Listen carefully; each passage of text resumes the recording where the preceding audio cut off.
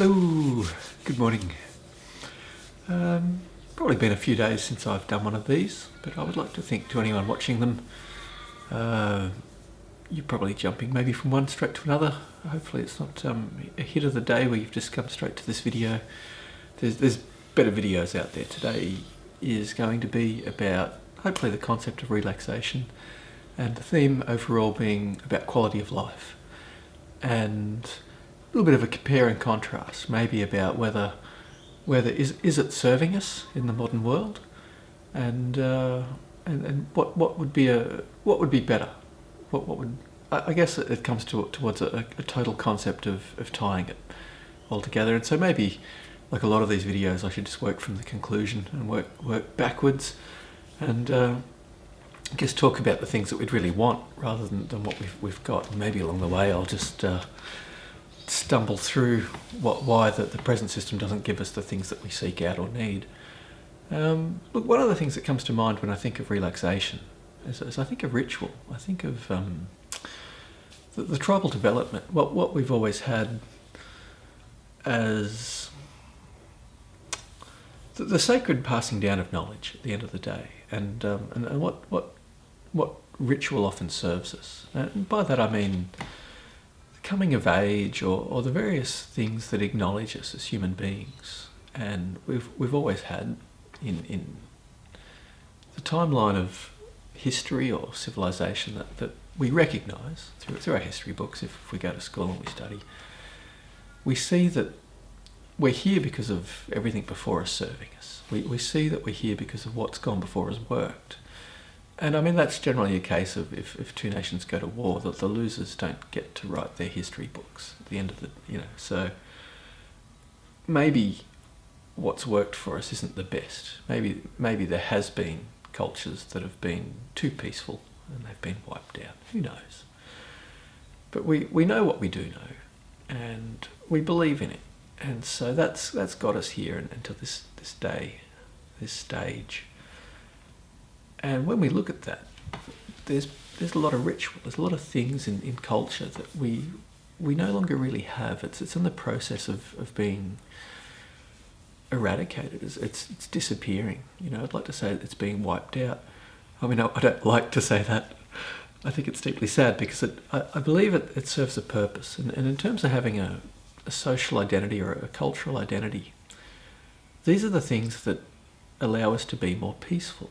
And that's sort of the connection about relaxation and why these things matter, is that a lot of the foundating principles that we work off, and when we're trying to relax, we work towards, we no longer have in a standard or a quality that matters. Please bear with me.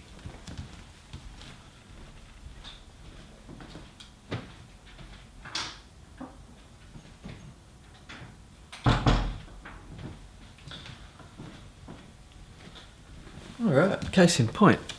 Now that's routine, it's not really ritual, but I could say it's ritual. I have an indoor house cat, and I let them out each morning to use the greater sandbox that is the backyard or the property around us.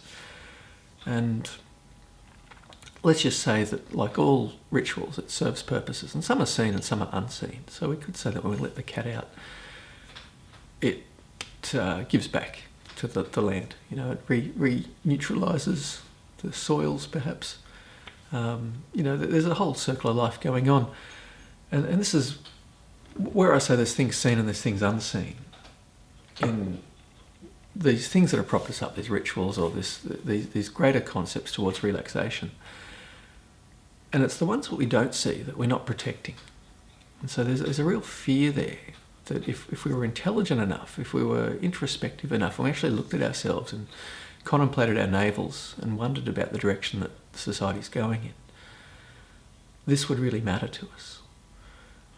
But these things don't matter to us, and they don't matter to us because certainly in the Western world we're all on the stage of being burnt out. None of us get enough relaxation, and the quality of the relaxation that we get isn't enough. And it's weird that I say we get burnt out.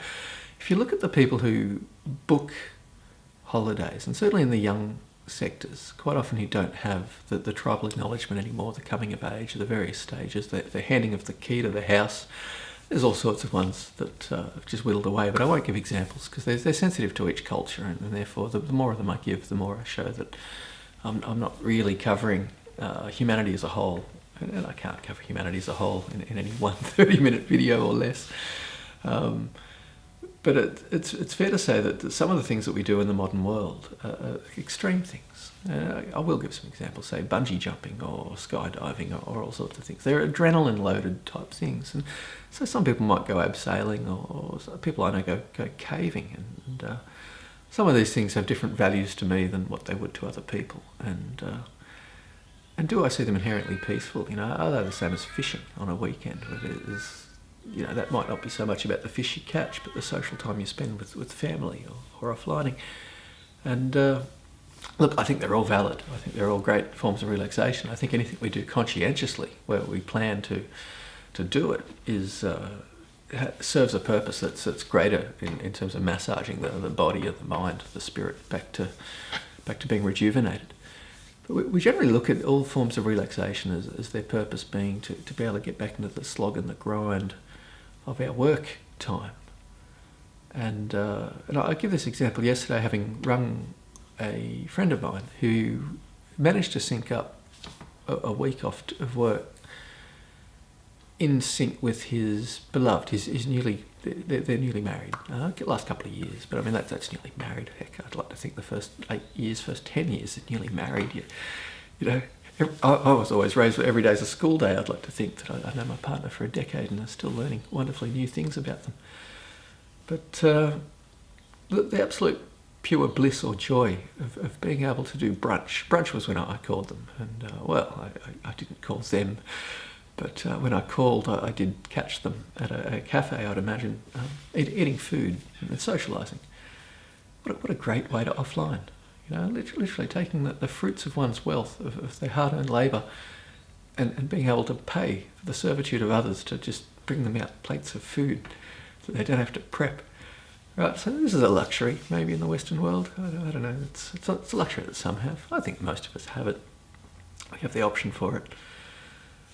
And the beauty of what they'd done is they'd orchestrated their time off for both of them to be at the same time. They could spend meaningful time together. Something that would absolutely value add and enrich their lives. Now, not everybody has that option. Not everybody has the option of paying off a house and committing to... Sorry, my stable table I put my glass on is now being rubbed up firm as a shoebox. My cat's firmly... Come on, up or down, make your mind up. Come on, yes, I'm on camera. All right, very psychic cat knows that to look at the camera going, oh, you're on camera, I can't jump on your lap because it's not going to make you walk to my food bowl and feed me. Probably shouldn't say that word. Yes, that word is very recognised.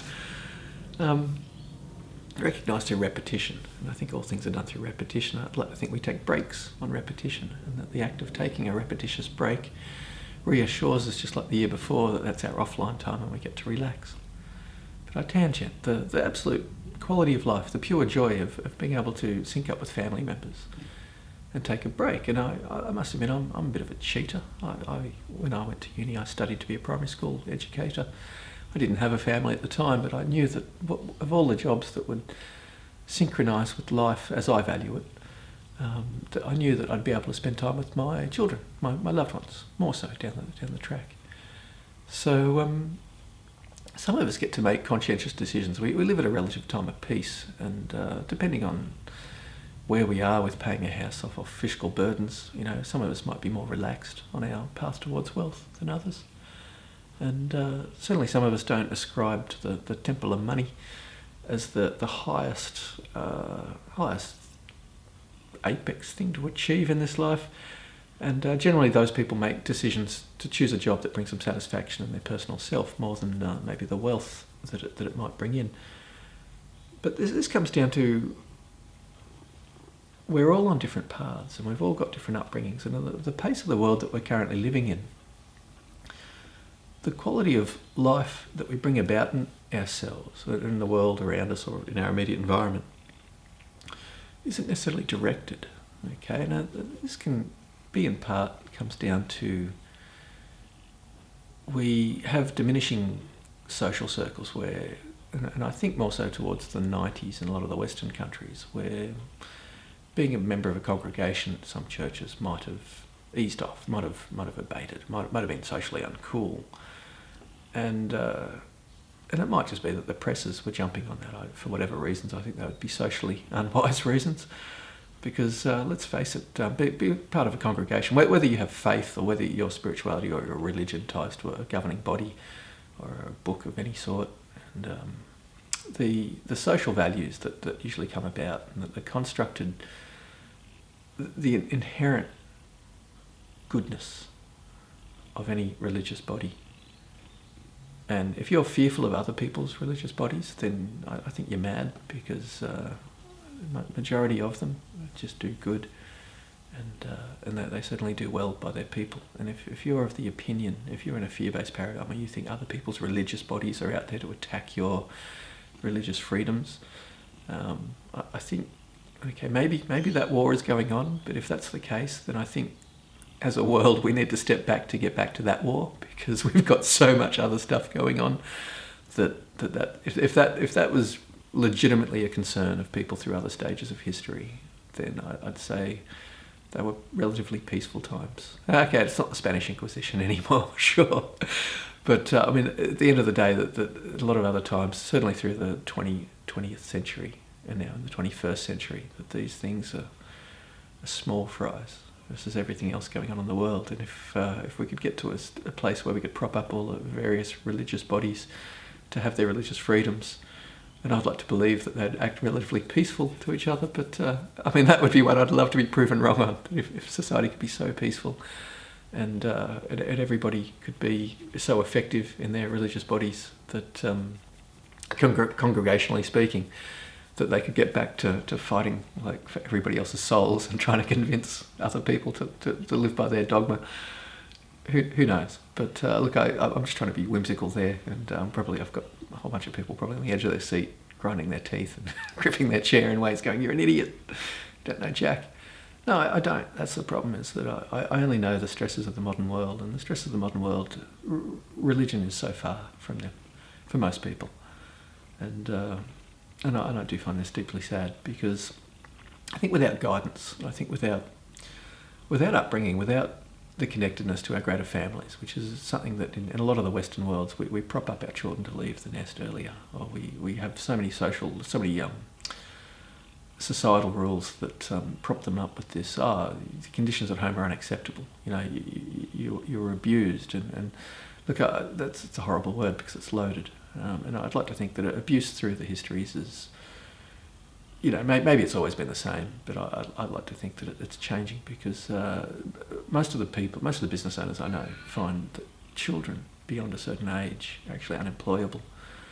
And it's because they're so unabused, whilst saying that they are so deeply abused, sadly, that we're propping them up to be very, very sensitive in a way that I don't know if it's serving us as a society. Now, I don't necessarily say that the inverse is the better, you know, all through the last 100 years or whatever, you know, the abuses that maybe our parents were putting up with. But also I see the discipline there, and a lot of that raised people that were more integrous in terms of being able to interact with them. Maybe a little bit less sensitive, a little bit of thick skin doesn't hurt. But this, I think, comes down to quality of life and a lot of what I'm pushing for, which is when we're truly happy, when we're propped up and nurtured by our society or our whole, or when we get to commit in a way that builds our ego, for example, having a job and having a system of life that just supports us, generally our skin becomes thicker. It's more because we become resilient, and we become resilient because we truly recognise that we're not just frail and on the edge of the precipice of great change or fear. We're not about to unwillingly take a leap of faith jump. And I think the whole world at the moment is always on the risk of this paradigm shift that we don't want, this change of way of being that is beyond our control and not one we would wish to usher in. And so that's sort of the point of this video, is I'd hope to sort of talk about relaxation and the quality of it not really being where it wishes to be, and then ultimately lead us to the jump, saying that it's because if we're going to make a conscientious decision towards a paradigm shift that suits us, one that we would seek out, surely we could be better off for that. Okay, now it might seem like it's hard work. If you watch one of my videos, I guess essentially there's a burden on the watcher to go, well, hang on, here's a person who claims that they've got world peace. Here, if you watch my other videos, you'll see that I'm trying to put forward the steps to bring it about. I actually have an understanding of a greater vision that ties together as a whole and would give every single person on this planet the ability to have, well, better quality of life fundamentally, but a lot more than that. But that's not the purpose of this video. I guess it's more to put the burden in other people's hands. And it is that I haven't done a video now for a few days for a range of reasons. And it's not that I've given up whatsoever on trying to communicate. I've been trying to communicate with politicians and with press and with media. Media and press might be the same thing. I guess social media, perhaps, I don't really see as press, but sadly that is one of the presses we have in the modern world. I do say sadly because without journalistic integrity and without the backskill and the training that goes with that, it can depreciate the overall quality. It can water down the quality, or it can take out what used to be. And it came down to integrity. There once was a time, and do we engineer societal fear states with the press that we have? And if everybody's just trying to claim their fame, and if everybody runs with it, who has a story runs with it because it might get them a few more likes or some press of some sort, that maybe at the end of the day it translates to wealth, and wealth, of course, is a solution of many of life's veritable problems. There's lots of problems in life, and any amount of money just makes them go away generally. So look, we all have these motivations, but I think they stop us from being wholesome or even true to ourselves, quite often true to our own internal values. Everything's about compromise in the modern world. And I think we need to make conscientious steps away from this. I think we need to make conscientious steps towards a society that props us up. It's based on values that we believe in, and it is sustainable. It's one built for the long term. And I don't mean that in the hippie sense of living in accordance with the land. I mean, of course, that's a foundating principle, that we wish to live more in accordance with the planet. We kind of need to, but that doesn't mean that we have to give up technology. That just means that we just have to build things for the longer term, and just have to build things with a greater planning in place. But these things can be done if we unify. And so really, I guess a lot of these things, and it's not that I'm trying to say cause to rally, unify, and I'm not trying to be anti-government or anything like that. It's quite the opposite. If anyone has watched my other videos, they'll recognise that the foundation of setting up, I guess I want to say the epoch change that I'd like to bring about, and it would be an epoch change, it would be one of world peace, but it's all about propping up our governments to be back to being effective towards being able to look after the people. And it's interesting because other people might think fearfully of other people's governments, but other people's governments are generally just trying to do the right thing by them and their people. And if we had all the people in the world unifying, and look, a whimsical sidetrack here, and just so people think my mind lives totally in fantasy, it doesn't. But I like to draw on all of the history that I've got to go off. But whether it be real or not, there was some wars. I don't know if it was the Greeks and the Trojans. I don't even know who it was. But the women on both sides of the war basically stopped relations with their husbands until said war was over. Well, that war was over pretty quick. Right? So it's about motivation. It's about the carrot in front of the donkey. And look, at the moment the world is leading, and every culture is a little bit different. Every society, every country